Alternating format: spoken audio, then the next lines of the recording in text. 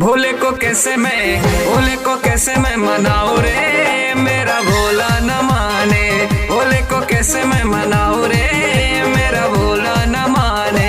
भोला न माने मेरा शंकर न माने, भोला न माने मेरा शंकर न माने। भोले को कैसे मैं मनाऊं रे, मेरा भोला न माने। भोले को कैसे मैं मनाऊं रे, मेरा भोला न माने।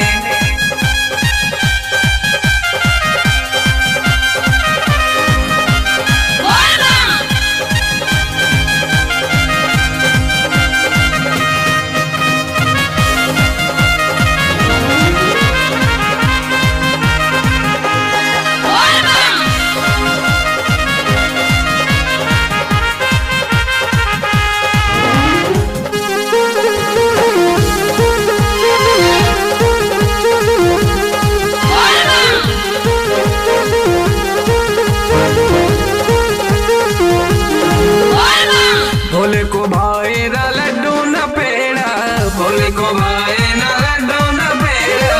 भोले को भाई ना लड्डू न पेड़ा, भोले को भाई ना लड्डू न पेड़ा।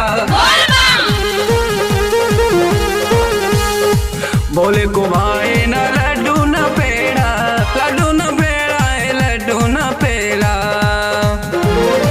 भांग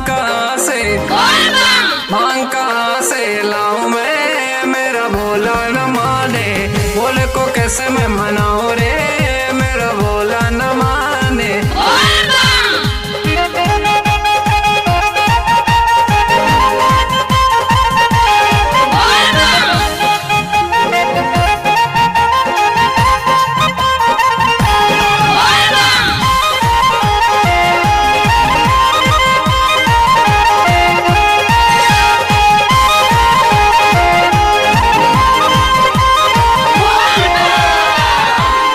भोले को भाई न हाथी न घोड़ा, भोले को भाई न हाथी न घोड़ा। भोले को भाई न हाथी न घोड़ा। बैल कहाँ से लाऊं रे, मेरा भोला न माने। बैल कहाँ से लाऊं रे, मेरा भोला न माने। भांग कहाँ से लाऊं रे,